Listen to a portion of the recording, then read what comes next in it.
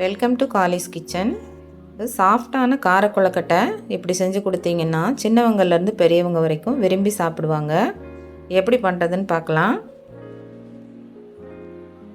ஸ்டவ்வை ஆன் பண்ணி கடாய் வச்சு ஒரு 1.5 ஸ்பூன் எண்ணெய் விட்டு எண்ணெய் நல்லா சூடானதும் 1 டீஸ்பூன் கடுகு, 2 டேபிள் ஸ்பூன் உளுந்து, 2 டேபிள் ஸ்பூன் கடலைப்பருப்பு சேர்த்து நல்லா பொன்னிறமாக வறுத்துக்கலாம்.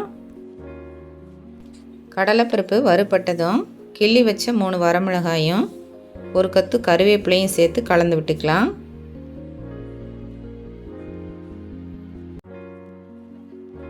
அடுத்து 2 மீடியம் சைஸ் பெரிய வெங்காயத்தை கட் பண்ணி சேர்த்து வெங்காயம் கொஞ்சம் செவக்கிறது வரைக்கும் வதக்கி விட்டு பொடியாக கட் பண்ண மல்லி இலை, 4 ஸ்பூன் தேங்காய் துருவல், 2 டம்ளர் தண்ணி, 1 டீஸ்பூன் உப்பு சேர்த்து நல்லா கலந்து விட்டு கொதிக்க விடலாம்.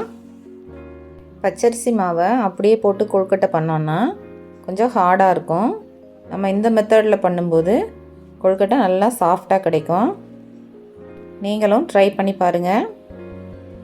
இந்த மாதிரி ஒரு கொதி வந்ததும் 1 கப்பு பச்சரிசி மாவு சேர்த்து கைவிடாமல் ஒரு 3 நிமிஷம் கிளறி விட்டுட்டு ஸ்டவ்வை ஆஃப் பண்ணி மாவு நல்லா சூடு ஆறுறது வரைக்கும் வெயிட் பண்ணலாம்.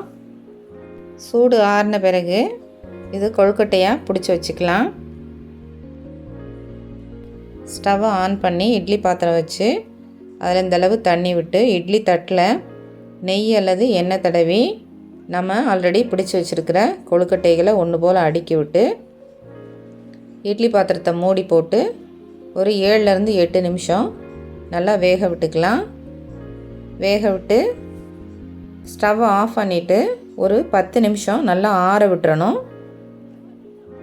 10 நிமிஷம் கழித்து இட்லி பாத்திரத்தை ஓப்பன் பண்ணி எடுத்தோன்னா செம்ம சாஃப்டான கார கொழுக்கட்டை ரெடி ஆகிடுங்க. நீங்களும் செஞ்சு சாப்பிட்டு பாருங்கள். வீடியோ பிடிச்சிருந்தா லைக் பண்ணுங்கள், ஷேர் பண்ணுங்கள், சப்ஸ்கிரைப் பண்ணுங்கள். நன்றி, வணக்கம்.